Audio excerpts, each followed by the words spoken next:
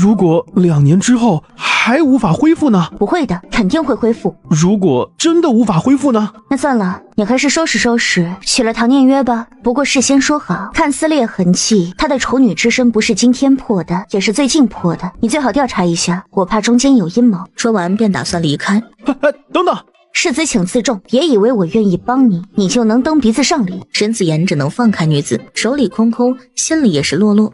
按照我的计划，侯爷拒绝他们的要挟后，他们会去京府衙告你们，我们见招拆招。就说你在衡山城受伤后不取，再让什么大夫来检查，确定不取，仙人跳就自动破除。只是这样做有损你的名声，以后所有人都知道沈世子不光不学无术，还不取，影响你的桃花运。不过我认为没有那么多烂桃花也挺好的。你要么可以安心读书，要么可以安心练武，1-2年的时间脱胎换骨，等药效结束，你找个真正喜欢的女子，成亲生孩子，外界自然知晓你的病好了。我同意。真的？你可想好了？想好了，我相信你的医术。如果医术失效了，你一辈子不举呢？事先说好，我不可能为你负责的。如果你要是能留下来，不举就不举了，也没什么大不了。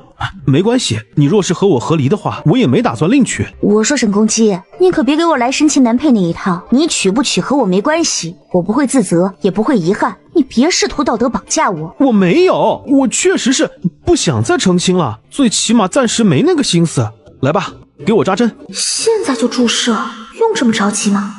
你为什么突然用这种眼神看我呀？我又说错了什么？你说，我改。没什么，挺好的。那个针现在打不了，因为要注射1个多小时，等晚上有时间再说吧。不过现在还有另一件事。什么事儿？慕容朱雀没有马上回答，而是跑去把昌宁侯请了进来。在厅堂等了很久，又被单独请进来的昌宁侯一头雾水。榴莲，你去看看唐念约，只要他有苏醒的迹象，就告诉我们。是，小姐。慕容朱雀则是把刚刚发生的事做的检查，做出的推测，以及自己的计划讲给昌宁侯听。阿雀，这件事全听你的。既然侯爷信任，那么儿媳定会全力以赴把这件事解决好。不过在这之前，儿媳有一些话必须要提前说明白。你说，这件事无论处理得多好，都有一个弊端，即便拆穿仙人跳，哪怕我们是胜利者，侯府也会沦为谈资，尤其是世子不举之事。侯爷，您现在是皇上面前的新贵，儿媳怕您会被皇上迁怒。昌宁侯陷入沉默，若有所思。不过我个人觉得问题也不大，皇上生性多疑，最近对太子也有忌惮，而您刚正不阿，还见过神威玄龙，拥有战功，如果是明君，自会念您的好。但碰见多疑的皇帝，这玄龙加战功，只怕对您有所提防和排斥。你说的没错，这2天老夫也正在思考此事。我们本不应议论甚上，但皇上的性格确实太过多疑，这还不是最糟的。最糟的是，太子那边的人正在捧杀老夫。啊？捧杀？要不然你以为为什么那么多名门夫人跑来要送女儿来给你当妾？原来如此，我之前还以为是侯府兴旺了，他们来攀附富贵呢。乱玩心眼儿，还得是古代人呢。捧杀，之前都没有想到。所以是福不是祸，是祸躲不过。原本老夫还在担心皇上的事儿，却没想到柳暗花明又一村。这不失是侯府之幸，正好压一压圣宠的势头，这路低调才能走得长远。宠辱不惊，侯爷乃真君子。说笑了，你年纪轻轻却足智多谋，才更难得。如果这样，那就太好了。让姓唐的去告，最好把事情闹大，然后让沈世子过去打他们的脸，这样既拆穿了他们的仙人跳，又送皇上一个把柄，让他对您更放心。就这么做。还有一件事，我有个提议，别放他们母女离开，先冷静起来，别问他们幕后的指使人。你是觉得指使他的另有其人？难道不是太子一派？应该不是太子，您刚刚说了，太子一派在捧杀您，既然捧杀，便没有必要祸害侯府名声，所以我认为幕后黑手与捧杀的不是一拨人。我们虽然不惧对手，但也不能轻敌，左右他们在我们手上，不问白不问。你说的对，没错。嘴上一阵剧痛，把唐念约疼醒。他刚要喊，却发现自己嘴被塞了个布子。慕容麻雀到底要做什么？算你是个聪明人，还知道先观察一下周围情况。你想的没错，你就是被绑架了。不过不用怕，只要你老老实实回答我的问题，我不会为难你。我问你，你愿意回答我的问题吗？如果愿意，就点点头。我把你嘴里东西拽出来。唐念约眼神闪了闪，心里冷笑。如果他不愿意呢？如果他在昌宁侯府失踪，会有人报官。他还真想看看这个慕容麻雀能拿他怎么样。是这样的，我打算找10个老乞丐。老乞丐你见过吗？又臭又老又脏，主要是老光棍儿，几10年没有碰过女人，尤其是你这种年轻的大美人儿。如果我把你脱光了扔给他们，你猜会不会发生什么好玩的事呢？榴莲，把他嘴里的布子拽出来，听听他说什么。朱榴莲将唐念约嘴里的布子扯了出来，说说看，你出宫后和谁勾结？我们也算是亲戚一场，你痛快说出来，我不会为难你。我听不懂你的意思，我清清白白，才没有和人勾结。清清白白？前些天你处女身就破了，今天在我这儿跟我说你清清白白？胡说，我就是清白的，我的处女身交给了表弟，你别海血喷人。慕容麻雀，我就是死也不放过你。死？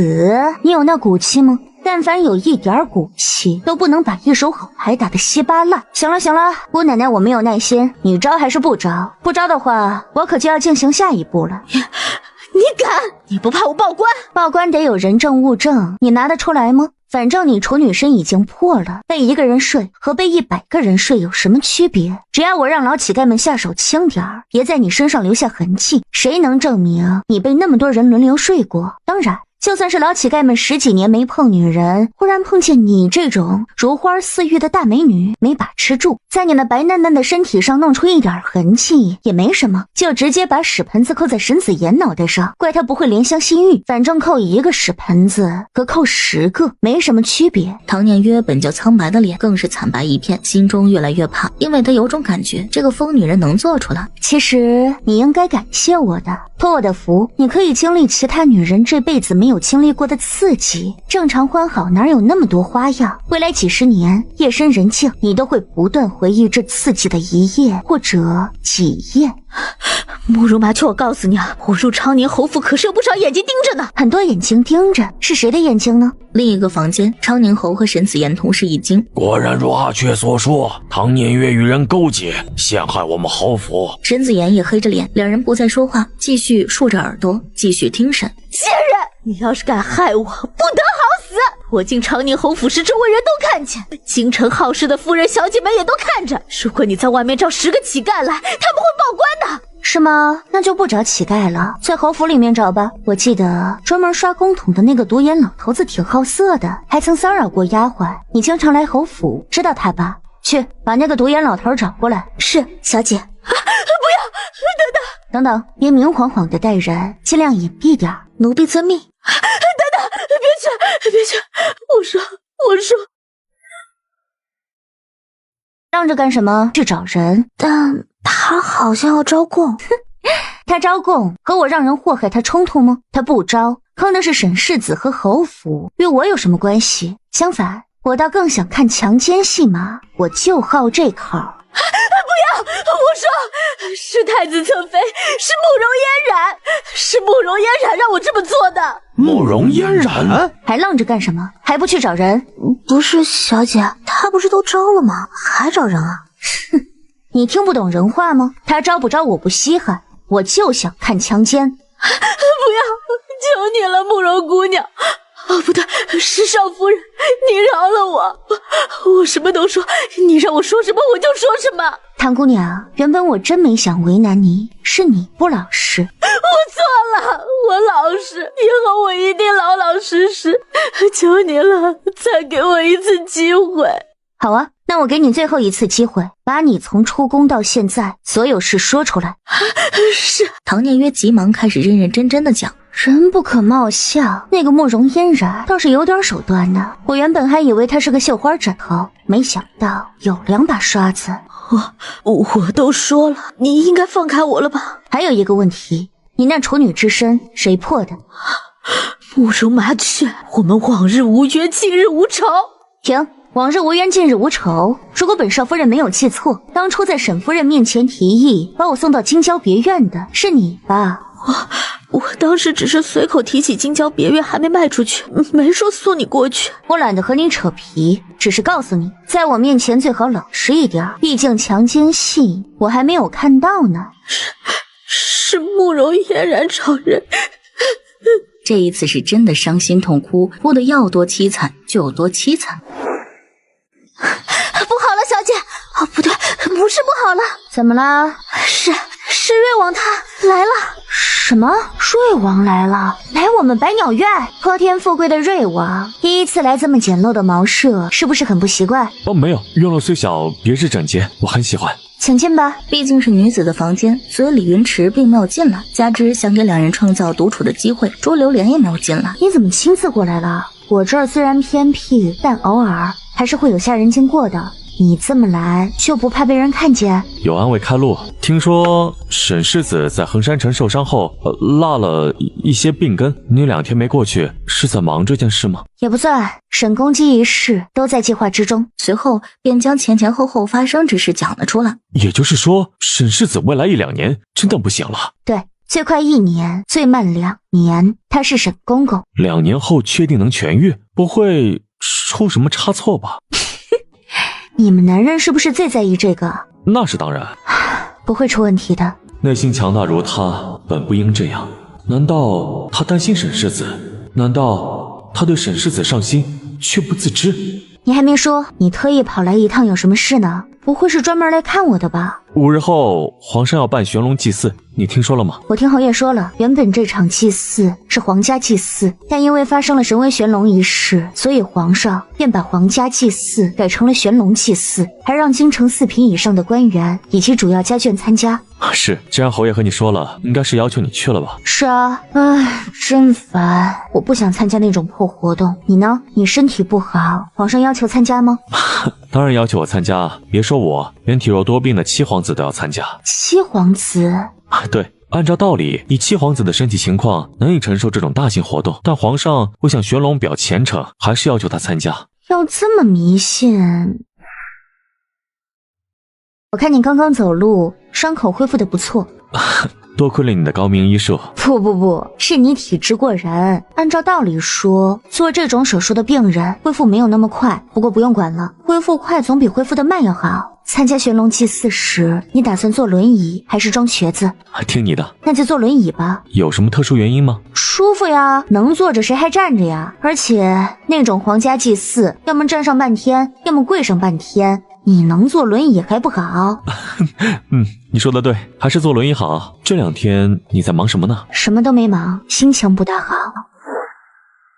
慕容姐姐，你帮帮我安定侯府吧。怎么了？是太子刁难你了？不是，那是我小叔叔回来了。小叔叔回来？哦，是不是你家那个最有本事、最能打，全家人都做辅助却又失踪的小叔叔？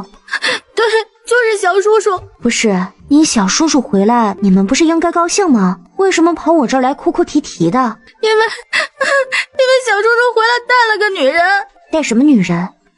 小叔叔说那个女人救了他的命，是他的救命恩人，所以小叔叔要娶那个女人。你为什么哭成这样？难道你小叔叔之前有妻子？不对啊，如果你小叔叔有妻子，为什么你一再说让我做你小婶子？没有，小叔叔之前专心差职，洁身自好，没有小婶子，也没有喜欢的女子。够了，别哭了，给我憋回去。你冷静下来再说话。好，我不哭了。说吧，到底怎么回事儿？既然你小叔叔没有妻子，还带回了救命恩人，就说明他有意迎娶，这是双喜临门才是。是这样的，那个女子是淮边的乡下人，父母双亡，只有她一个人，没读过书，没有教养。然后呢？那姑娘不同意？是，她不同意。你小叔叔的意思是怎样的？小叔叔坚决要娶那名女子为妻，还说非他不娶。是个有良心的。那你小叔叔准备怎么对抗家里？两人不会是要私奔吧？这我娘说有可能会私奔，但暂时还没呢。祖母让小叔叔去跪祠堂了。然后呢？你小叔叔去跪了？是，趁着小叔叔跪祠堂时，那个女子把我们家厅堂砸了。真的？有点意思。那个女子是乡下人，力气奇大，把整个厅堂的桌椅都砸碎了。算了，这个话题先停一停。我问你，你跑来找我，让我做什么？让我过去说服你小叔叔别娶她？很抱歉，我认为人家姑娘救了你小叔叔，你小叔叔自己想娶她，姑娘也愿意嫁，你情我愿，这婚事没毛病。我是想让小叔叔看看慕容姐姐，我觉得只要小叔叔看见慕容姐姐，就不会喜欢那个粗鲁的乡下女子了。首先，多谢你对我魅力的肯定。其次，咱们先抛开魅不魅力，就说即便你小叔叔看上我，你祖母能同意让我做正妻？别忘了，我和离后可是二婚女，还是一个同样没有读过书、没有教养的私生女。更何况，如果你祖母像轻视那名姑娘那样轻视我，哼，别说你家厅堂，我能把你们整个安定侯府砸得稀巴烂，你信吗？姐姐，你觉得我们家应该怎么办啊？清官难断家务事，这件事得你们自己处理，别问我。我不让姐姐断，我就想听听姐姐的意见呢。如果是您会怎么做？如果我是谁？那女子是你觉得呢？如果您是小叔叔会怎么办？先在祠堂前跪一跪，算是尽最后的孝，之后扭头带着未婚妻离开。此处不留爷，自有留爷处。更何况以你小叔叔的能耐，去哪不能混口饭吃啊？去别的国家，搞不好直接封个将军。那如果您是祖母呢？立刻操办婚事，把救命恩人风风光光的娶回来，当吉祥物供着。那可是你们安定侯府的贵人。呀，听说老夫人请援兵来了，听说这位夫人遇袭有道，那我倒要看看那位夫人到底怎么遇袭的。不能进！阿雀，你要小心。姓白，力气很大。哼，从前也认识一个，难道姓白的力气都大？族长，这位姑娘，您叫谁呢？什么族长？你不是族长吗？邪门了，刚刚眼神还很犀利，怎么现在就盈盈的，好像一泡水了？啊，这位便是白姑娘吧？久仰大名，可能我长得像您故人，但很可惜，我不认识您呢。不认识啊？她明明长得一模一样，身材也一模一样。婆婆，儿媳在想，这是人家的家务事，咱们这些外人来管不合适，要不然我们就先回去，等他们解决完家务事，再来看望老夫人。哎，等等，你叫什么名字？你不是叫慕容朱雀吗？白姑娘果然认错人了，全京城人都知晓我叫慕容麻雀。婆婆，您来作证，儿媳是不是叫慕容麻雀？没错，我家儿媳就是叫慕容麻雀。今天表现得不错，晚上加鸡腿儿。白日依山尽。白姑娘，您在说什么？其变偶不变。白姑娘很抱歉，人家听不懂呢。充满希望的阳光女孩白琥珀瞬间如打蔫的茄子。弱智永远就是弱智，这么容易就蒙混过关了。快把沈夫人和少夫人拦下来，怎么刚来就要走啊？岂不是说明我们侯府招待不周？老夫人是这样的，你们请的是婆婆，我只是来送她，现在人已送到，我还有急事，就先行一步了。是阿雀是来送我的，那你先回去吧。那这位夫人先忙着，等晚一些时间，阿雀再来接婆婆。小姐应该就是白姑娘找的那个族长，只是小姐不想和白姑娘相认。真不是族长吗？不对啊，明明长得很像啊！而且我族长叫慕容朱雀，你叫慕容麻雀，4个字像3个。你会不会是失忆了？你这人好奇怪呢，我没有失忆，我从出生就叫这个名字。白姑娘，请放开，你是安定侯府的人，我是昌宁侯府的人，请不要破坏两府的友谊。不着急，我们慢慢回忆，搞不好你失忆了。好疼啊，快放开我！新白的，放开我家小姐，否则别怪我对你不客气。我没有用力气，我心里有数。我若是想用力气，别说他一根手骨，便是天灵盖都能给他拧了。朱榴莲何时被这般挑衅过？二话不说就攻了上去。有点意思啊，来，姐姐我陪你练一练。说着放开女子，准备正常迎战。住手！大家都是女子，别这么打打杀杀，有误会解除就好。白姑娘，住手！朱榴莲，回来！果然没2个回合，白琥珀便一拳把朱榴莲击飞。以为我要捏碎你家小姐的手？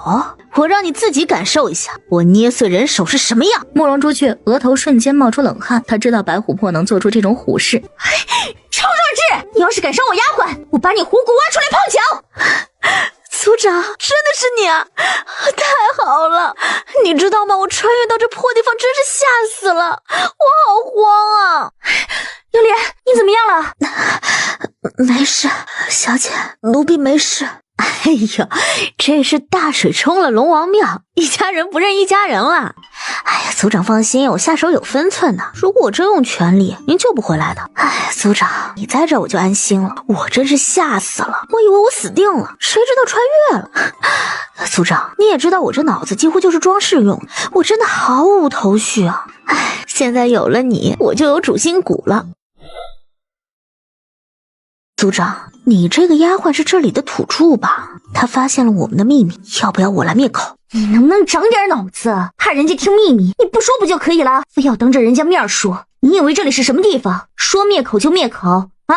你来灭呀！你灭我就报官，有本事你自己去拆监狱，再和全国的士兵对战。哎，别骂我了，我不说不就行了？以后你让我说我再说，我看你眼色行事。榴莲是我心腹，知道我的事，这是第一次，也是最后一次。如果你下次再不分场合乱讲，我就把整件事公开，大不了一起被抓去做实验。不，我不说了，我错了。你抱着榴莲先回我那儿。是，组长。不用，别拒绝，不然我会挨骂的。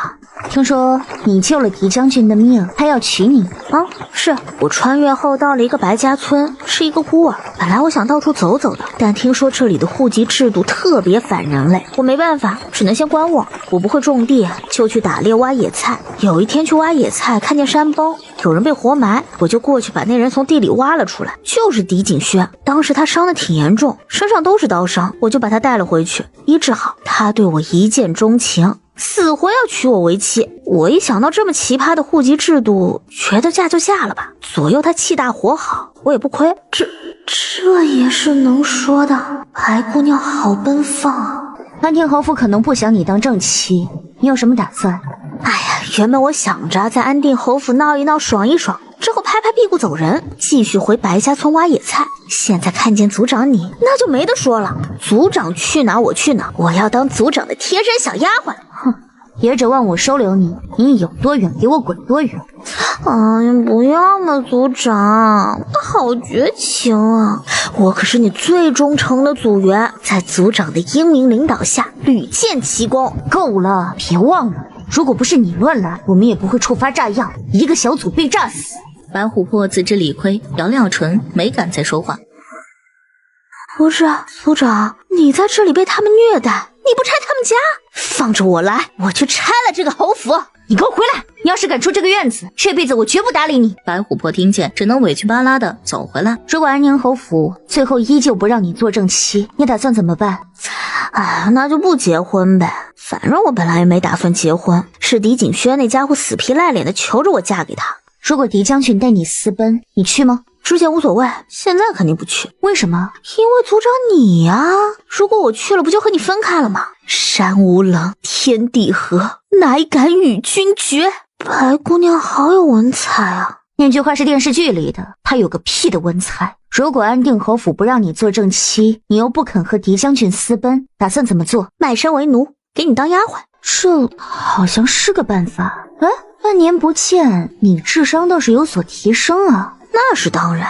组长，你说如果我们两人穿越到了这个时空，青龙和玄武能不能也穿越过来了？有可能。如果把时空穿越理解为人死之后，实体变为精神，精神去往另一个位面，在过位面时偶遇位面裂缝的话，那么我们相同时间相同地点应该能穿越到一个时空。但是却想不通，为什么这个世界有与我们长相一模一样，名字一模一样，还同时死亡的人？如果只是巧合，那也太巧合了。巧就巧，不管他。组长，我们要不要想办法找找青龙和玄武？之前我看过一本网络小说，说有个人穿越后为了找同伴，到处张贴皇榜，奇变偶不变。要不然我们也搞搞？算了吧，有你一个就够搞我心态的了。那两个如果也来，我一个想不开，搞不好就自尽。你自尽我也自尽，我们一起穿，我们快穿。滚，谁和你一起穿？组长，您说我们还能穿越回去吗？慕容朱雀从空间里抽出一张纸递了过去，是东方明珠。唉，东方明珠旋转餐厅的自助餐真心不错，价格也不贵，好想再去吃。我说你注意的点是不是歪了？现在是你回忆旋转餐厅的时候，你不想问问为什么我拿一张东方明珠的画？这不是族长您怀念家乡所以画的吗？呵呵。这是西凉国一个土著画的，我原本考虑过他是穿越者的可能，但测试后觉得他应该不是穿越者，而是一次高烧后灵魂出体，可能通过我们穿越来的时空裂缝误入了现代。真的？太好了，那我们能穿越回去了。唰的一声，两人齐齐一愣，要不小心把画撕破了。族长别生气啊，你有透明胶吗？我帮你粘上，我粘的可好了。你还有事吗？没事就滚吧。族长你赶我走？对，快滚。该说的都说完了，你还留下干什么呀？等以后有事再见面，没事就别见了。留下可以斗地主啊。你是要把我气死吗？不，族长你还没告诉我和安定侯府的事情该怎么解决呢？要成亲的是他，就让他自己摆平家里，想抱得美人归也得有那个本事。如果他摆不平，我就把你的户籍弄到我这里。族长霸气。还有，你和昌宁侯府是怎么回事啊？真的嫁人了？新郎怎么样？气大活好不？请记住，我是不婚不爱族，就算现在不得不结婚，也只是形式婚姻。我和沈世子没有洞房，而且他还是太监状态。太监？你弄的？你不是说这辈子再也不用那个药了吗？那是上辈子，现在是这辈子，你可赶紧滚吧，把我的画撕了，我要去找人家给我重新画。白琥珀被赶走之后，慕容朱雀回了房间。六莲，我去一趟清日院，你在家好好休息。不行，奴婢送你。送什么送？我自己也能过去。你在烦恼什么？你什么时候来的？你怎么了？看你心情不好的样子，我进来你都没听见。我帮你沏茶。不用，做时间久了，正好起来走走。这是什么茶？这么香？这个茶叫白瑞茶，其取自冰山上种植的茶壶嫩芽。尝尝。慕容朱雀抿了一口，怎么样？好喝吗？很好喝。这茶呀，连皇上都喝不到呢。那么稀有？是。你是不是还没有喝过呢？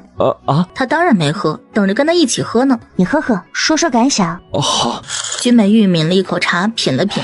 月季花、梅花、桃花、牡丹、海棠玉兰、石榴花、含笑花、白兰花、茉莉花、赤子花、桂花、木芙蓉、腊梅。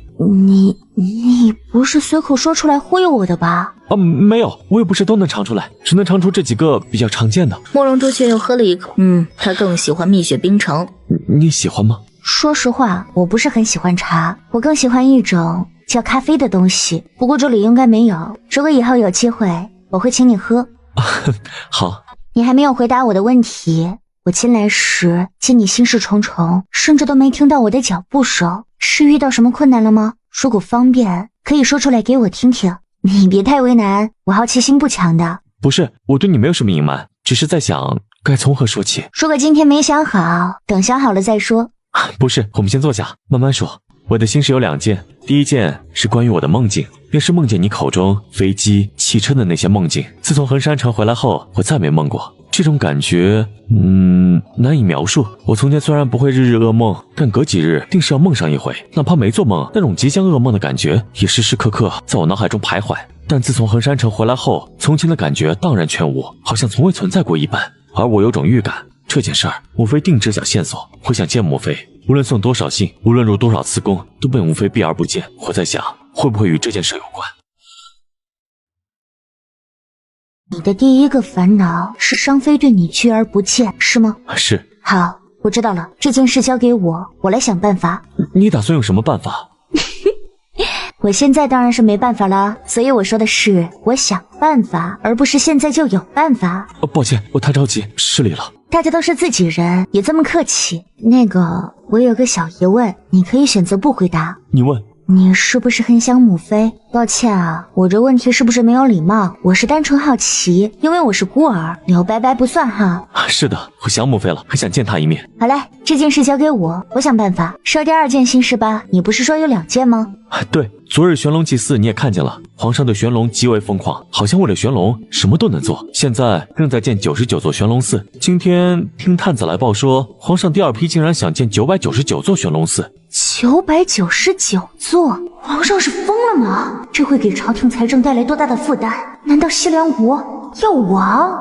怎么了？我说什么不妥的话了吗？如果消息属实，第一批99座，第二批999座会对国库造成巨大压力，到时候不仅会加重赋税，搞不好还会拿富商开刀。还有，极有可能逼商妃来想办法。我听安宁侯府的狄姑娘说，每次皇上突发奇想，见什么行宫或者勾住什么贵重物品，都会让商妃来赚银子。是啊，他竟然连这个都知道。老天爷为什么会对这对母子这么不公平？他们做了什么伤天害理之事吗？我有个私密问题想问，你可以不回答，不用勉强。好，你问。商妃娘娘她那么喜欢皇上吗？不喜欢又能怎么样？她是皇妃，我是皇子，民间尚且不容易和离，在皇家哪怕是死也离不了半步。此顿呢，伪装成一场大火，生两具身材相像的两个焦尸，偷偷跑到一个无人能找到的地方，安稳过一生。这种金蝉脱壳的方法，你们这里不会没有吧？我也不知道母妃的想法，如果她肯离开，我自会努力安排。你很久没见商妃娘娘了。这件事交给我来想办法，最多1个月，我会安排你和商妃娘娘见面。你用什么办法？王爷真是贵人多忘事，我刚刚不是才说办法暂时还没有，得等回头慢慢想吗？抱歉，只是你这般信誓旦旦，我以为没有想法，好歹有个方向。是啊，正常人如果连个方向都没有，是不会夸下海口。但我不一样，我被3个坑货坑的，已经练就了绝境逢生的技能。只要我想做的事情，努力，差不多都能实现。哎，算了，他想说就主动说，他不想说就算了，不好气。真的不好气。你笑什么？虽然不知道你在委屈什么，但是你委屈的样子有点可爱啊。我脾气没你想的那么不好，你有什么想问的，问就是了。放心，我不吃人。是不是好奇我说的坑货什么的？其实你不问，我今天来也是想告诉你，我找到了一个坑货。之后便把前世异能特工组以及除了他的3名队员一一讲了出来。力大无穷，有多大力气啊？没用力气，一掌把朱榴莲拍飞吧。如果他真用力气，朱榴莲的肋骨能碎掉，有那么吃惊吗？我的组员和玄龙比起来，简直就是小巫见大巫，便是打死他们都做不到一晚上杀几万人。你现在不是应该更好奇玄龙吗？为什么你的这些秘密都告诉我，就不怕我泄露，或者把你们几人抓起来收为己用？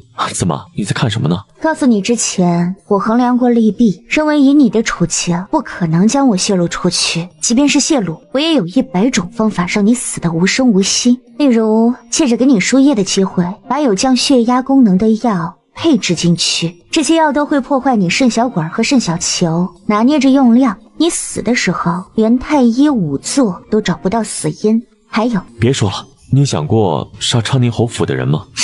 不瞒您说，没想过，因为他们段位太低了，在我这儿没有讨到什么便宜，我杀他们干什么？没想过杀他们，却想过杀我。其实还有一件事。什么事？如果我没记错，还有1个多月，你和沈世子就要和离了吧？瑞王府是否要翻修一下？我们是继续住这里，还是住回主院？或者你有时间可以让云池带你到处走走，你选一个最喜欢的院子，推倒重新建，让工匠抓紧一些时间，应该够了。还有伺候的下人是否要重新买来一些？找伢子时你要不要去挑几个顺眼的？还有大婚，这个嘛，王府就别修了。你刚刚说皇上要建这么多寺庙，肯定到处搜刮民脂民膏，放不过你的。你若是引起他的注意，他定追查你的财产。至于住在这里还是主院，要不然还是回主院吧。这里距离侯府太近，我们俩没有东窗事发，一切好说。但等我和离后无缝衔接你，肯定有那有心之人找我婚内出轨、红杏出墙的证据。如果我们住在昌宁侯府1墙之隔的千瑞院，这不是明摆着之前就有勾结吗？虽然我们确实有勾结，下人的话我就不挑了，反正我也用不上什么下人，平时穿衣洗脸，不喜欢别人上手。你不喜欢被太多外人打扰？对，就是这个意思。我也是，从前不是，现在开始就是。那还真是巧呢。是啊。其实如果上了年纪，被伺候也就被伺候了，但我们年纪轻轻，手脚灵活，像个布娃娃一样被摆弄，就如同隔靴搔痒，没必要。说得对。还有什么吗？我有些忘了。还有大婚。哦对，大婚这个我先说说我的想法，你可以提出意见，我们好商量。你说，我觉得现在皇上针对你，如果我们大操大办，是不是不太好？况且我还刚和离。你说的有道理，确实不应大操大办，到时候就低调行事吧。到时候先把帖子送到宗正所，办完手续后，再请几位亲近的人观礼拜堂。宗正所是什么部门？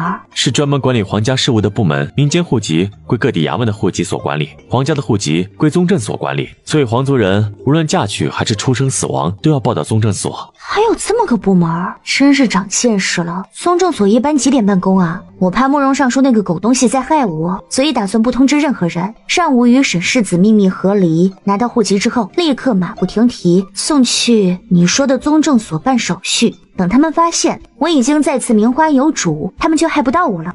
办理户籍一事就交给我了，我会让金府衙户籍所和宗正所用最快的速度办理。好的，好像把事情商量完了吧？还有别的事吗？还有一件事。你说。这个忙恐怕只有你能帮上。怎么说？如果消息属实，接下来皇上会需要大量银两。他早就怀疑我私藏银钱，有可能会想尽办法查我的银库。我的银库暂时自是安全，前提是皇上不调用乌衣卫。如果他真调用，我不知他们能否查到。毕竟乌衣卫手段层出不穷，防不胜防。乌衣卫？对，乌衣卫是皇上直接管辖的一支队伍。这些人武功高强，手段毒辣，专门打探消息、暗杀对手以及审问要员。我自认银库隐蔽，但不怕一万，就怕万一。不是，乌衣卫那么厉害，我能帮上你什么？在你眼里，我比乌衣卫还厉害？你和乌衣卫比，自是你更胜一筹。不过我的想法是把财物分两部分，大部分放在你的空间里，由你保存；小部分继续放在银库。如果皇上调查，我便直接放开了，让他调查去。你就不怕我带着你的银子跑路？你若是不跑路，我可以帮你赚更多，还都是你的。怎么忽然有点心动啊？两人决定后，打算择日不如撞日，今天就开始搬。忙了半天，把正事儿都忘了。我来是想让你帮我做一件事。什么事儿啊？你上回帮我画的东方明珠，就是那个古怪的建筑，你还记得吗？被白琥珀那个暴力弱智撕碎了，能不能帮我重新画一幅？如果你忘了，照着之前的画就行。好。其实我自己也会画，但还是想让你画。地道逼仄，手牵手的两人走得很慢，好像全世界只有两人一般。他们能清楚地听见彼此的呼吸声、脚步声以及心跳。不用你画，你喜欢什么我来画，想要多少我就画多少。我说错什么了吗？没说错，我只是不懂你为什么要对我这么好，是喜欢我吗？如果你喜欢我，就说出来。又炸！上次不是连炸了2次？他很想说，但他知道只要说出来他就会躲开，真是为难。不是喜欢，我现在人不人鬼不鬼，情情爱爱不在我的考虑范围。那为什么对我那么好？总得有个理由。我这人呢，说好听了叫人间清醒，说难听了便是冷血无情。除了自己亲爹亲娘，我不信有人会对另一个人无条件的好。当然有时候亲爹亲娘也指望不上，连最亲的亲人都指望不上，何况外人。你说你毫无回报的想对我好，我可是一个字都不信的。我是亲王，但同时我也是个生意人，做生意自是有投入有收益，我的投入便是对你好，对你有求必应。毕竟银子我多的是，至于帮你准备东西画几张画也是举手之劳，这投入对我来说不算什么，相反收益倒是不错。第一个收益，你为我医病，治好了我的眼睛和腿，不算别的，只算这些，我已经稳赚不赔。第二个收益，我虽贵为亲王，但处境艰难，可你足够聪明，可以为我出谋划策，尤其你还有医疗空间。你觉得你的空间对我们这些人无用？只要谋划得当，哪怕是一块砖，我也能让它发挥到最大功效。第三，也就是我的处境，我在西凉国如同困兽，进退不得，而你却可以带我离开这里，到你的世界，我能金蝉脱壳，何乐而不为啊？但你对我好的过分了吧？对你好，给你买一些家具和破行李，在你面前不用自称，允许你对本王不敬，还是给你画了几张破画。如果这么简单就能哄了你的话，我也无话可说。慕容珠却第一次被驳斥的哑口无言。问题是，即便对方都说的在理，但他依然感觉他对他好。难道单身久了开始长恋爱脑了？这么容易就被男人哄走？但你帮我伪造身份，让我到衡山城去。你去了衡山城，得了经验，升了空间，也是为了给我治病啊。但你也跟了过去，我怕你半路跑了。原来是这样啊！那你在衡山城差点死了，这个怎么解释？衡山城一事另有蹊跷，若没有那些变故，昌宁侯的军队灭罗刹族不费吹灰之力。换句话说，我当时并不知有危险，如果早知有生命危险，我也不会涉险。这些金子你又如何解释？解释，刚刚我已经说了，为了拿捏你负责任的性格，防止你不管我。好吧，我喜欢这种公平交易，我们出去吧。等等，我怕跌倒。哦，对了，我把这个忘了。一瞬间，他的手再次被男人修长的手指包裹住，只是这次好像更用力了。君美玉抬头看着心爱女子的背影，又低头看着两人紧握的双手。他多希望这一条路永远都走不完，两人就这么走一辈子。管那么多干什么？反正马上就是他的夫君了。既然他不喜欢我，也不可能喜欢别的男子。等等，我毁容，但别的男子却未毁容。一会儿你有什么计划？没什么计划，等你的图。好，我这就回去给你画。哦，对了，我们午饭还没有吃呢，中午我下厨吧。你想吃什么？煎饼是这个称呼吧？煎饼卷大葱。对，堂堂王爷爱吃煎饼卷大葱，慕容朱雀觉得也没谁了，要不要再弄点别的逗逗他？做什么呢？豆浆配油条、炸臭豆腐、螺蛳粉儿。行，等李管家出来，我让他带我去厨房，你先自己回千瑞院。算了，还是我扶你回去吧。我能不能去厨房帮你啊？不是，我的意思是，我整日待在千瑞院实在太无聊，我去厨房转转，顺便散散心。好险，君美玉额头上的汗珠都涌了出来。从前她对付皇上都没这么艰难啊。你的生活好像确实挺无聊的。是啊，我教你做饭怎么样？嘿，玩弄王爷，必须要让他吃油炸臭豆腐吗？看他穿着围裙切墩儿，不是更有意思？找乐子嘛，却要做那些连电视剧都不敢演的情节。我很愿意学，但绝不能让外人看见。行，那我们进厨房，然后把他们赶到院子外面，我们关了门，慢慢做饭。好啊！君美玉兴奋的都快笑出来，随后就这么手拉着手去了王府的厨房。慕容朱雀发现锅里有刚蒸好不久的米饭，又看到厨子腌制的小咸菜，灵机一动。你见过鸡蛋炒饭吗？吃过吗？见过，没吃过。为什么？不喜欢？如果不喜欢的话，去换一个简单菜。这应该喜欢吧，只是机缘巧合，一直没机会品尝。那你介意今天就做鸡蛋炒饭吗？这个简单，好上手。好啊。来，洗手。好。君美玉乖乖洗手，趁着瑞王洗手时，慕容朱雀开始准备食材。怎么做啊？你这衣服多少银子啊？这个300两。就这300两？你确定？就算你不在乎金钱，好歹得有点脑子吧。我不介意你买贵的东西，但也别被人当冤大头啊！君美玉轻笑，就知道女子误解了什么。她拉住女子的手，然后将她的手放在自己的袖子里。慕容朱雀一头雾水，不理解男人要干什么，让他摸她胳膊。但当那冰凉的面料贴在皮肤上时，瞬间一种既清凉又干爽的感觉包裹住她的手。这种感觉就好像盖着一个蚕丝被吹空调，要多舒适便有多舒适。按照道理，这衣服应该给你也做上几件，但实在没有别的颜色。这种料子保养起来特别麻烦，不仅不能染，还不能在水里泡，最好也不能暴晒，这颜色不适合女子，所以就没给你做。这帮有钱人整天都找这些稀奇古怪的东西，习惯就好了。哦，难怪这么贵，这料子在权贵圈子里很受欢迎吧？不受欢迎。为什么？因为颜色太朴素，看起来太廉价，买得起料子的人看不上颜色，能接受这颜色的人买不起料子。换我也不买，300两太贵了。你不喜欢这个颜色？那以后他就不穿了。喜欢，除了贵，我找不到缺点。你就穿着吧，我觉得很合适你。为何？说好听了是低调又奢华，说不好听就是看着平平无奇，实际上财大气粗。你喜欢什么颜色？说出来，以后我天天穿。但他不敢表现得太殷勤。过奖了。两人之后便开始做饭起来。鸡蛋炒饭本来就不复杂，瑞王也没有那么笨，所以全程十分顺利，基本上没什么手忙脚乱翻车的画面。慕容朱雀对瑞王的印象越来越好，因为他聪明又谦虚，一点也不矫情，和他想象里的那些娇气权贵截然不同。做得很好，饭也很漂亮。真的？你没有安慰我吧？这菜炒的真的不错。当然，鸡蛋和米饭粒粒分明，也没有炒糊，咸淡很好，口感也不错，很成功看来烧饭没有想象的那么难。世上无难事，只怕有心人。你去休息吧，我来装盘子。好。你想去哪儿吃？厨房里有桌子，院子里好像也有。在厨房。他只想和他单独相处。知道了，这咸菜是厨子腌的吗？你喜欢吃哪种？可能是他们的私人物品，并没给我吃过。哪个厨子胆大包天，敢让亲王吃咸菜？懂了，你等等。说着，抱着咸菜坛子推门出了去。请问这咸菜能吃吗？哎呀，慕容姑娘，您拿着咸菜做什么呀？我拿咸菜能干什么？当然是吃啊。哦，就您自己吃吗？你们要是不愿意给你们王爷吃，我就不给他吃。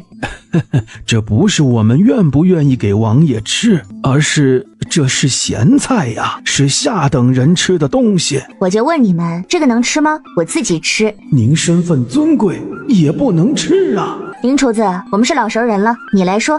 回慕容姑娘，能吃的，我们平日里都在里面加一些出来吃。好的。君美玉坐在简陋的木桌旁，低头看着自己亲手做出来的蛋炒饭。久等了啊，我们马上开饭。你尝尝蛋炒饭配咸菜，这算是我的最爱之一。你看什么呢？不想吃？香。等等，先吃2口饭。好。君美玉按照女子的讲解，先吃了几口蛋炒饭，确实很香。吃口咸菜。君美玉夹了咸菜放入口中，瞬间她有些惊讶，这味道远超出她的想象。就喜欢看你这副没见过世面的样子，怎么样？好吃吗？好吃。其实饭菜好不好，他不介意。虽然每日山珍海味，实际上他口腹之欲并不强烈。与饭菜比，他更喜欢看女子欢快的笑容。这种毫无戒备的笑容，让他有种他越来越靠近他的感觉。他很喜欢，希望每天都看见，也希望他能与他越走越近。小姐，新侧妃和你也没交情，怎么突然请您去东宫做客？要请也是慕容侧妃请啊，还能因为什么？宫斗呗，用脚趾头想想都知道，他把我弄过去，慕容嫣然会不高兴。慕容嫣然对我阴阳怪气，我这小暴脾气能惯他毛病？俩人肯定掐起来，鹬蚌相争，渔翁得利。那新侧妃看起来清冷端庄，实际上也是个心机婊。管他的，本小姐懒得理他，就静静看他自己在那儿玩独角宫斗戏。到时间了，我们走。是，小姐。请问九皇子，您今天怎么忽然找我出来？是有什么事吗？这你别这么直接问，坐下来，我们慢慢说。慕容朱雀很是不解，但还是坐了下来。慕容姑娘，你饿了吗？如果不饿，我们就先说一会儿话；如果饿了，我让他们上菜。不饿，我们先说话吧。好。殿下，您找我到底什么事？我还记得你要和离了。对啊，怎么？你和离后有什么打算吗？暂时还没有。殿下有什么指教吗？我满14岁了。啊，那恭喜了。殿下您继续说，14岁有什么变化吗？按照宫里的规矩，14岁可以在身边安排人了。慕容姑娘，是这么回事儿。按照宫里的规矩啊，殿下身边可以安排女子，等殿下16岁就会给那个女子名分的。殿下18岁出宫立府，还可以封那女子为妃的。你不会是看上我了吧？这不行，我比你年纪大，也只大了几岁而已，母后就比父王大3岁，年龄不算什么的。未成年犯法。殿下的好意我心领了，但这件事就算了。我不喜欢年龄比我小的男子，小1个月都不行。况且我还是个二婚身份，您这一朵刚绽放的小嫩花直接折我手上，不值。殿下您听我说，您年纪小，还不懂爱情，可能把一些感情混淆，我不怪你，你未来精彩人生还在后面呢。至于这次表白，我们都忘掉吧。婚姻这种事儿，我已经被包办1次，不想被包办第2次，还请见谅。这次我想嫁一个符合我口味的。殿下您确实很好，但君生我未生，不对，是我生君未生，君生我已老。如果你早5、6年出生，我肯定会优先考虑你，所以我们只能有缘无分啦。答应我，别强求，强扭的瓜不甜，你若执意强扭，瓜就生气了，到时候朋友都没得做。慕容姑娘，我家殿下是真的喜欢您，从见您第一面就喜欢，只喜欢您一个人。奴才伺候殿下好多年了，奴才保证，殿下一定不会辜负您的，一定会让您做王妃的。我说话你们听不懂吗？别的都可以商量，这个年龄绝对不行。而且九皇子年纪小，可以理解。吴公公，您上了年纪，应该知道，人随着年龄长大，心境会发生变化。现在为了一时志气，断了以后艳福，真不值。啊，你终于回来了，换个称呼，别叫我组长。不嘛，人家都叫了好几年组长，就喜欢叫组长，只要喊一声组长，人家好有安全感。你任性也有个限度，现在是喊组长的时候吗？你是生怕外人看不出我们两人之前认识？喊一声组长就代表我们认识？就说我们两人一见如故，所以组建了个姐妹小组，你是组长，我是组员，大不了就带朱榴莲一个人，让他也喊组长嘛。不了，我还是喜欢喊小姐啊，好香啊！你们是买了什么好吃的吗？对，从一个高档酒楼打包回来的菜，你要不要吃？哎呀，拎着。就这样，白琥珀拎着2个食盒，3人进了侯府，去了百鸟院。你们侯府好安静啊，不像安定侯府太闹腾，无论去哪儿都能看见一堆人。昌宁侯府人口很少，昌宁侯只有1妻3妾，1儿2女，上面没有父母，同辈没有兄弟，主子少，所以勾住的下人少。安宁侯府没分家，一大家子住在一个宅子里，主子多，配套的下人也多，所以到处都是人，很正常。昌宁侯府只娶了1妻3妾，这么好呢？行了，没时间和你扯这些花边新闻，洗洗手，吃饭。好嘞。小姐嘴上虽损，但对白姑娘的态度却好像亲人，好嫉妒啊！一炷香的时间之后，2人吃完出了房间。小姐，是发生什么了吗？没什么大事，一会儿得麻烦你跑个腿。小姐，请您交代。新主语不是邀请我入宫吗？我写封回信，就说我想见商妃娘娘。如果新主语承诺带我去见商妃，我就入宫；不带的话，就算了。这么直接？对啊，榴莲，你记住，人不要脸，天下无敌。只要我们不追求那千金大小姐的面子，就用不着遵守他们笑里藏刀、弯弯绕绕的规则，他们也拿捏不了我们。我若是顾及面子，和新主语来委婉的，他就能揣着明白装糊涂，使劲套路我。秀才遇到兵，让他来当秀才，我来当兵，他能奈我何？小姐说的对，咱们只要好处，不要面子。乖，白虎，你们安定侯府进展如何了？还能怎样啊？狄景轩和家里博弈呗，看谁先服软。你砸东西了吗？没。自从上回我砸了正堂后，他们就没得罪我。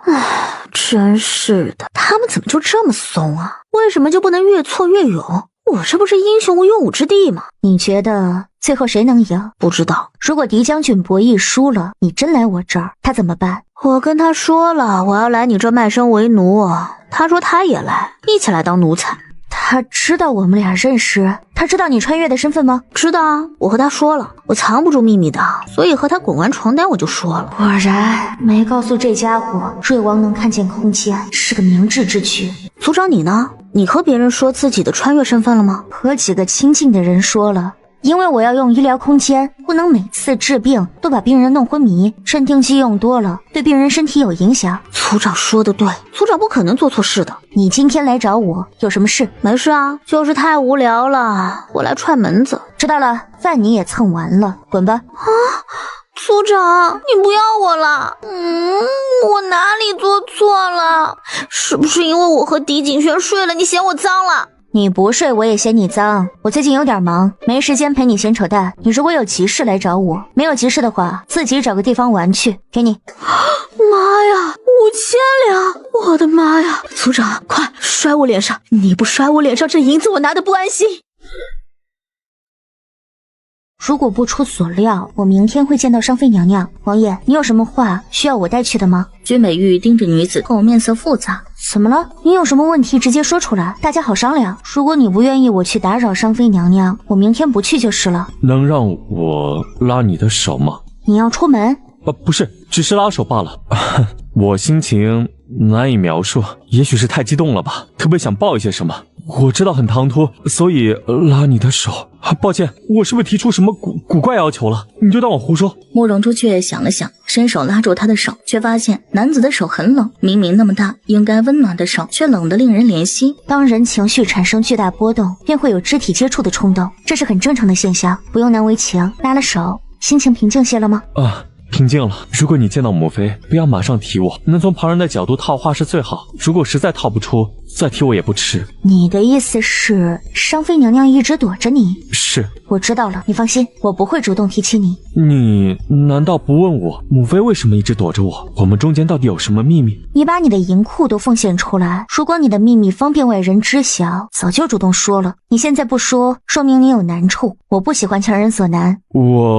别说了，关于你和娘娘的事，我自有一套打算。你现在说出来，搞不好打乱我的思绪。等我先见娘娘一面，我们再聊。唉，这世上怎么会有你这么神奇的女子？我还神奇？周围一圈人，最平平无奇的就是我。新侧妃有何事，请直说吧。之前新阁老曾帮过本妃，本妃自会回了这份人情啊。是这么回事，这位昌宁侯府少夫人慕容麻雀也曾帮过本宫。少夫人最大的愿望便是见您一面，请教经商之事，所以本宫不得已只能前来叨扰娘娘。以德报德，上侧妃大度，本宫可以理解。不过少夫人，有些话本妃需要说在前面。本妃虽擅长经商，却讲不出许多经验。之前前来学习的人不少，后来成事的却不多。本妃只能说尽力而为。没关系，只要商妃娘娘肯点拨就好。请问娘娘能不能借一步说话？有什么问题不能在这里问的？商妃娘娘见笑，您做生意之前会把点子公之于众吗？经商最重要的是商机，商机这么宝贵，怎么能公开呢？本宫这引路人已经完成任务，便准备功成身退了。少夫人，你可别忘了自己的承诺。多谢娘娘，您先回东宫等我，我请教完会第一时间回去，一会儿肯定让您满意，瞧好吧。新侧妃虽走，却留下了一名小宫女。什么问题？说吧。娘娘真是贵人多忘事，刚刚不是才说介意不说话吗？但新侧妃已经走了，我防的也不是新侧妃，而是所有人。本妃不习惯与人单独说话，你若是能在这里问就问，不能问就请回吧。外人都说娘娘是经商奇才，难道这般奇才还会做亏本的买卖？您让我进来可不是大发慈悲，而是还新阁老的人情。如果您满足我，这人情算是还了；如果就这么把我赶走，最后人情到底是还还是没还呢？说还了吧，我被赶走后一会儿肯定和新侧妃抱怨，人家新家帮了娘娘，娘娘就是这么回报的，这和没报恩有什么区别？但若说没还吧，娘娘您还开门让我们进来了，白折腾一趟，所以算来算去，这单生意赔了。随我来。好的，多谢商妃娘娘。慕容朱雀开开心心的跟着去了，还扭头对朱榴莲使了个眼神。主仆两人极其默契，朱榴莲瞬间就明白小姐是让她跟上，顺便守着门。进来之后，商妃的面色彻底板了下来，没有一丝善意。少夫人，说吧，是什么问题？娘娘，在下是奉潇湘上仙之命前来为娘娘提供帮助的。你什么意思？大胆民女，在这儿装神弄鬼！慕容朱雀二话不说，伸手探入左袖，紧接着一道闪电般刺眼的光芒闪过，刚刚还是古色古香的房间，一下子变成冷冰冰的白色房间，令人不寒而栗。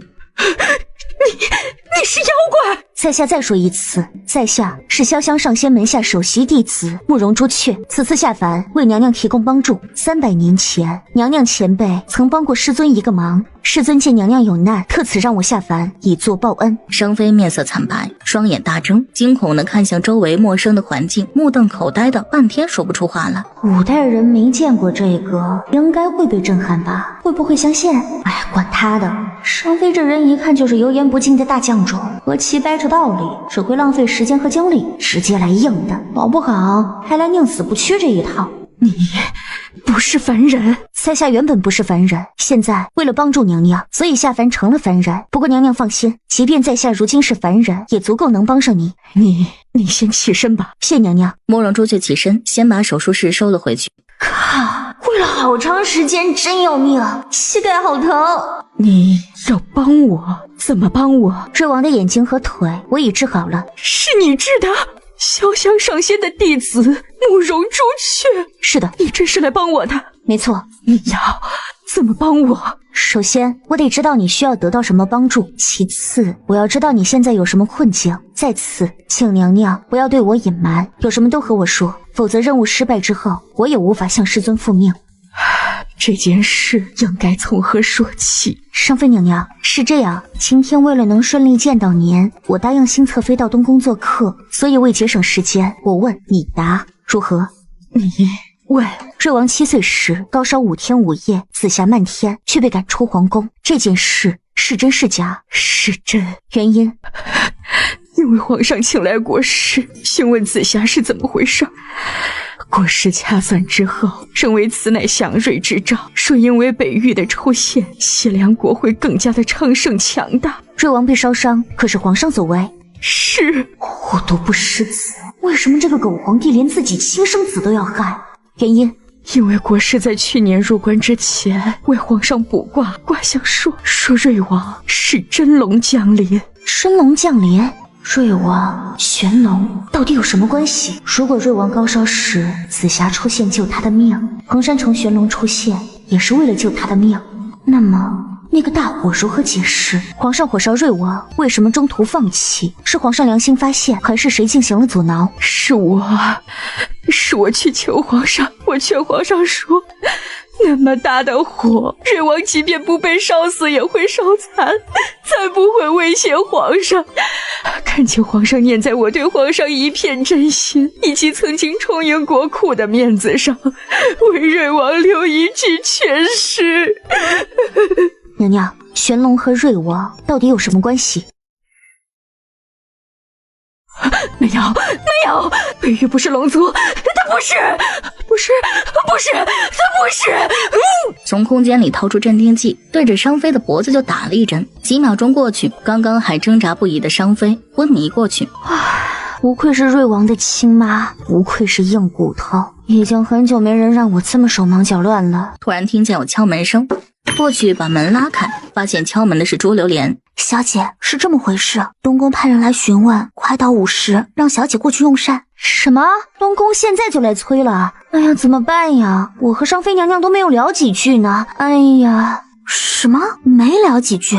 但刚刚得快有半个时辰了吧？小姐和娘娘在做什么呀？别提了，我进来没说几句话，就见娘娘打哈欠。我问娘娘是不是昨天没睡好，她说是的。我说要不然让娘娘在床上躺着和我聊，她同意了。事后脑袋沾枕头就睡着了。所以到底发生了什么？让开，我要进去看娘娘。让他们进来吧。得到命令，朱榴莲这才一个闪身让宫女们进了。见商妃娘娘一动不动，吓了一跳，但试探呼吸，却发现娘娘确实是在睡觉。昨天商妃娘娘没睡吗？回沈少夫人的话，娘娘最近休息确实不大好。既然娘娘睡着了，就让娘娘继续睡吧。正好我要去东宫做客，等回头娘娘什么时候身体康健，想召我入宫，让人送信到了昌宁侯府就行。如果娘娘睡不着，也可以召我入宫，毕竟娘娘见我就睡，搞不好下次见我还能睡。沈少夫人是安神堂转世吗？妾身见过太子殿下，给殿下请安。慕容朱雀也跟在其身后，屈膝见礼。这也不对劲儿啊！太子和九皇子兄弟感情好，九皇子来表白，太子不会不知道。既然亲弟弟喜欢，亲哥哥还会喜欢啊，这有点刺激啊！慕容姑娘怎么心事重重的样子？殿下的口吻为何这般熟稔自然？难道他们两人之间很熟？多谢殿下关心，没有心事重重。殿下是要在宫里用午膳吗？下午本宫要外出的，所以回来换套衣服，顺便用午膳，没打扰到你招待朋友吧？殿下说笑了，怎么会打扰呢？殿下午膳是准备自己用，还是一起用？一起吧，既然是你的朋友，那就一起招待吧。是，殿下。别说，这两口子还真配，都喜欢这么假惺惺的尬演，就不知道慕容嫣然怎么到场。真是的，就不能早点来？早点来也早点开工，干完活还想回去，和瑞王说说商妃娘娘的事呢。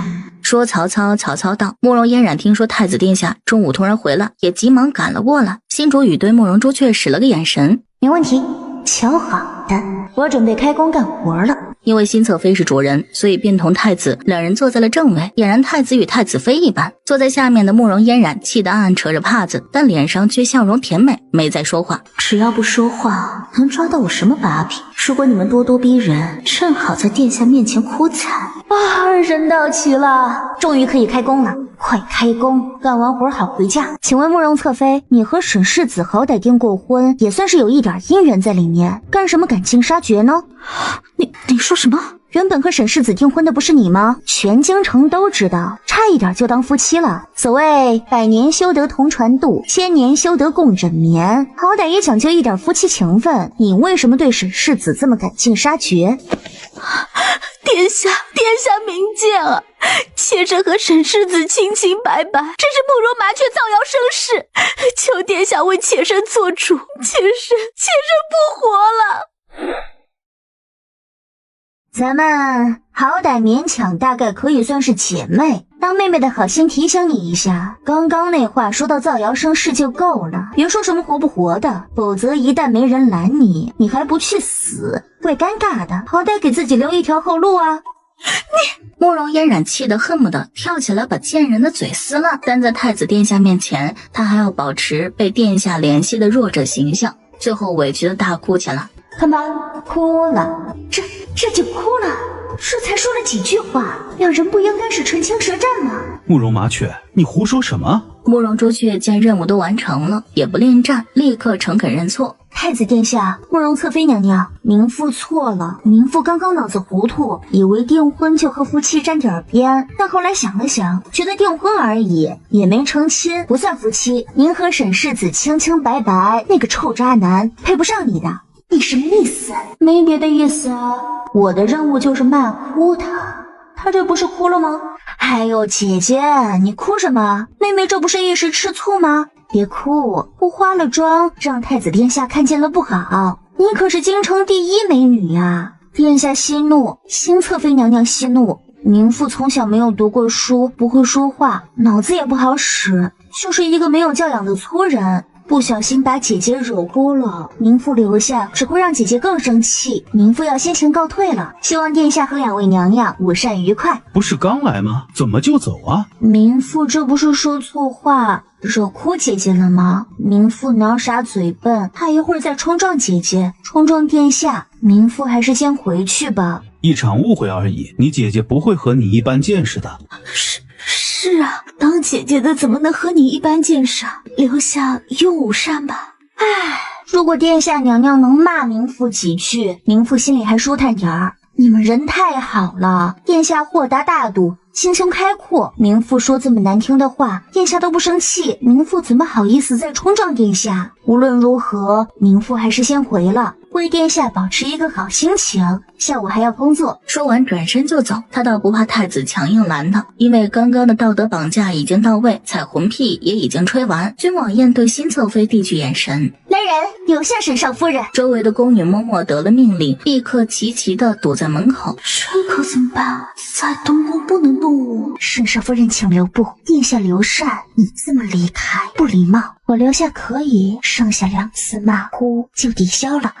你娘娘别这么小气嘛，我今天在双妃娘娘那儿没有问到什么，下回还得入宫，到时候还得拜托你帮忙呢，咱们日子还长，机会很多好啊，就听你的。好的，那民妇便叨扰娘娘啦，这生意没赔。我见到双妃娘娘了，我骗娘娘说我是潇湘上仙的弟子，前来救苦救难，她信了，还告诉了我一些信息。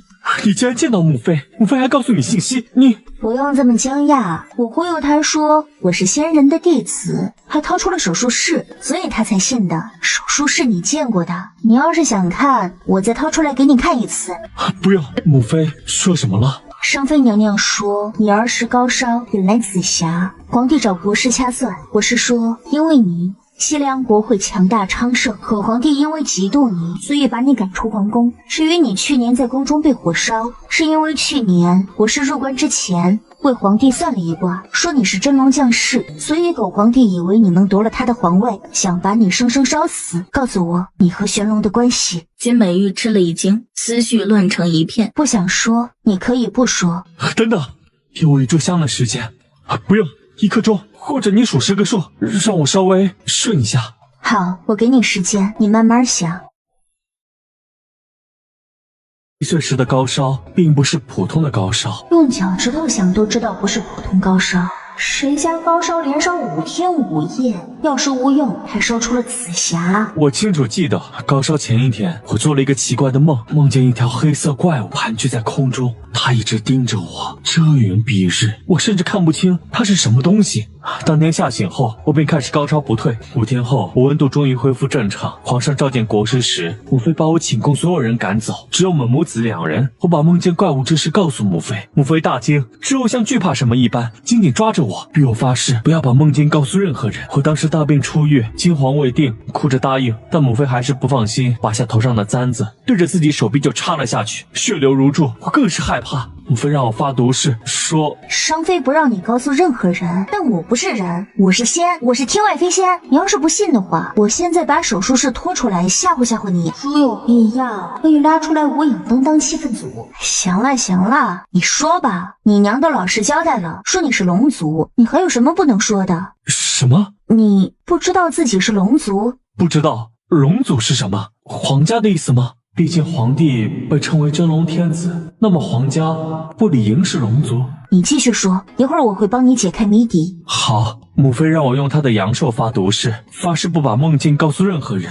实际上那时我只看见天上盘个黑色巨兽，并不知道是龙。后来我时不时就要梦见一回，每次梦见都周身冷汗，惊慌不已，直到大夫给我开安神药，我按时服用才好了许多。随后的日子，我在王府由横叔他们照顾着长大，皇上对我不闻不问，也不督促功课，不下发任务。好在我对权势没兴趣，只对做生意有些兴趣，便做一些小生意，赚了一些银子。皇帝知晓后，逼我上缴一部分到国库。我想着母妃还在宫里，如果抗拒，怕她为难母妃，便同意了。更何况我对银钱也没什么兴趣，做生意只是因为生活太闲。我本以为我就这样被养成一个平庸的闲散王爷，没想到我被突然召入宫中，紧接着一场大火。这一段我来说，火是皇上放的，因为那个狗屁国师在入关之前给皇上算了一卦，说你是真龙降世，所以脑回路清奇的狗皇帝以为你会抢了他的皇位，便把你骗到宫里烧死。这件事被商妃得知，他去哀求狗皇帝，说烧了那么久，要么烧死，要么烧残，绝对不会威胁皇位。狗皇帝这才放了你一马，让人引着李云池过去。好了，我讲完，该你讲衡山城的事了。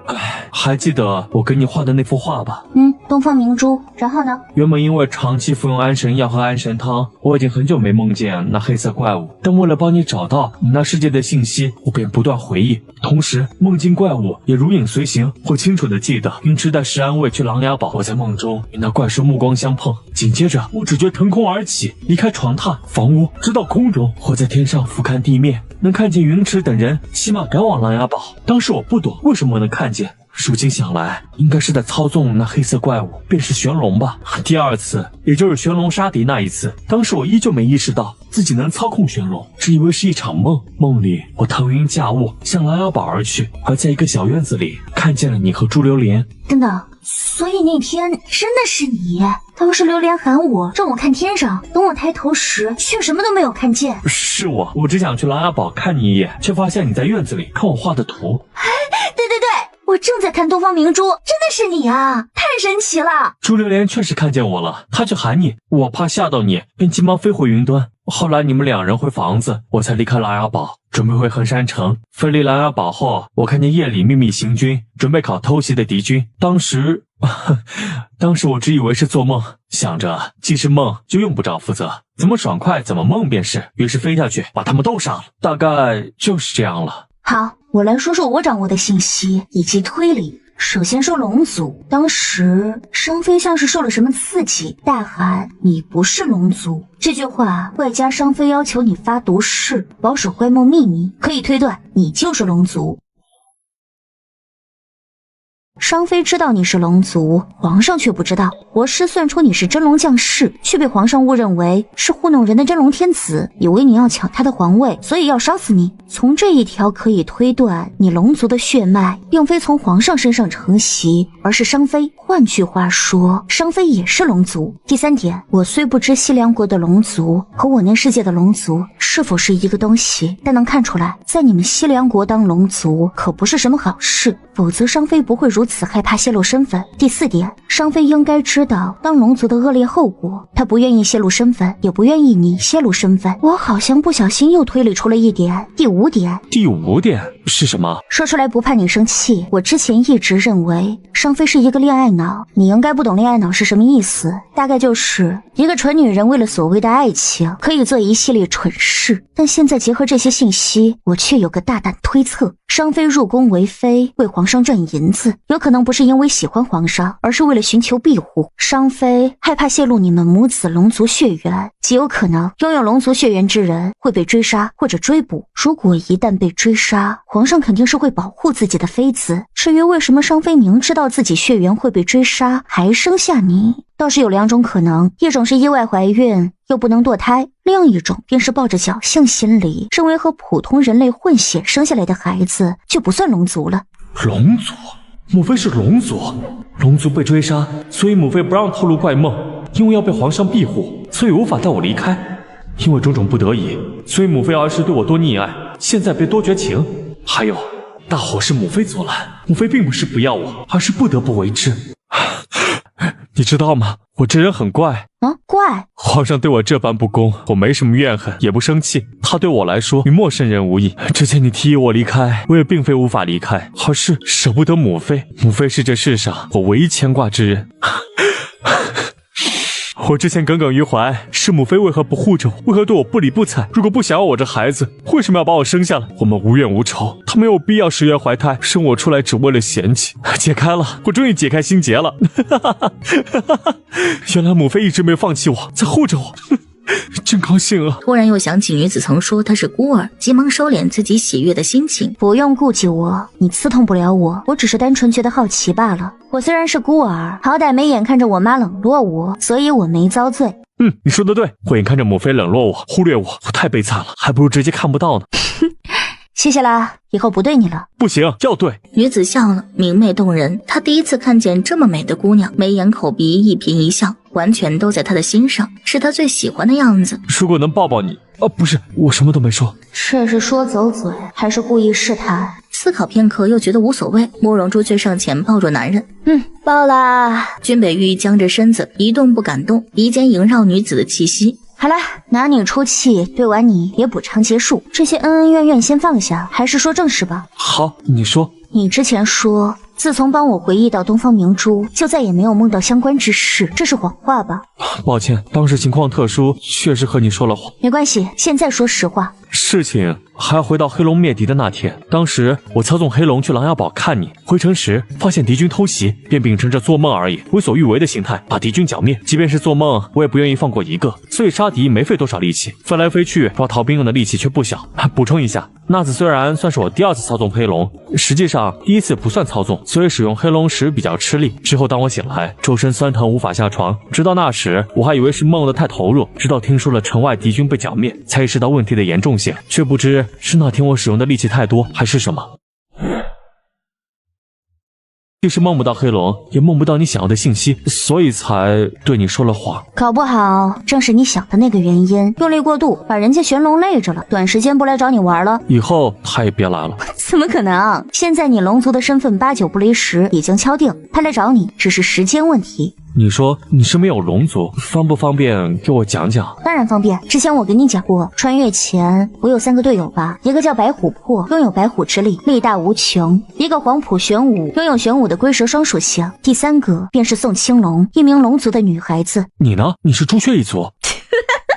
不，有误会，我是正经人类，虽然有一个医疗空间，但我可是一个实打实的普通人。我原本不叫慕容朱雀，叫慕容雀。进入组织之后，被分到第1行动组，毕竟那3个弱智需要一个组长。当时领导也是脑子一抽，为了给他们配对，就给我改名叫慕容朱雀。我当时想抗议来着，他说有奖金，我就认了。下次如果有不喜欢的事儿，直接拒绝就好。你需要多少，我给你。谢谢。姓氏名字都是对血脉的传承，我一个孤儿，没有什么可传承的，所以名字对我来说是个代号，只要不是很难听就无所谓了，别纠结我的名字。我们继续说宋青龙。好。宋青龙以速度见长，平时生活上倒是没什么，只要发力速度就极快，因为速度太快，配合风族等因素可以跳得更高，看起来像飞一样。哦对了，他还有一个技能，就是在受不算重的攻击时，例如说冷兵器接触，他身体可以瞬间形成龙鳞加以防御。当然，这龙鳞和玄武的归属性没法比，只能抵抗一些杀伤力不大的冷兵器，热兵器就挡不住了。热兵器，尤其是 NTN 级别的，谁的肉身都挡不住，玄武的也不行，否则就不能被一锅端全部炸死了。你身边就有那么多能人志士？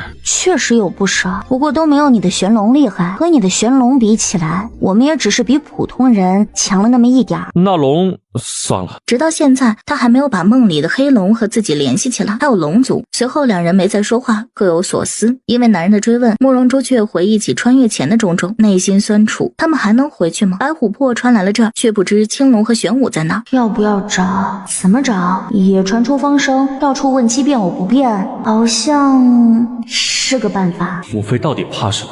龙族到底被何人追杀？如果解决了这些问题，母妃会不会就放下负担，随我离开西凉国？哼，在那个是非不分、黑白不变的狗皇帝身边，没有女人能真正幸福。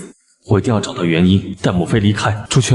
王爷，你先说。我认为突破口还是在商妃娘娘那边，提到龙族，娘娘就受刺激，精神崩溃，所以她一定知道什么内幕。我准备再继续拜访娘娘，只是短时间不能去，也不能主动去，给她一段时间慢慢接受。我打赌她一定会主动找我，毕竟她可是潇湘上仙的弟子呢。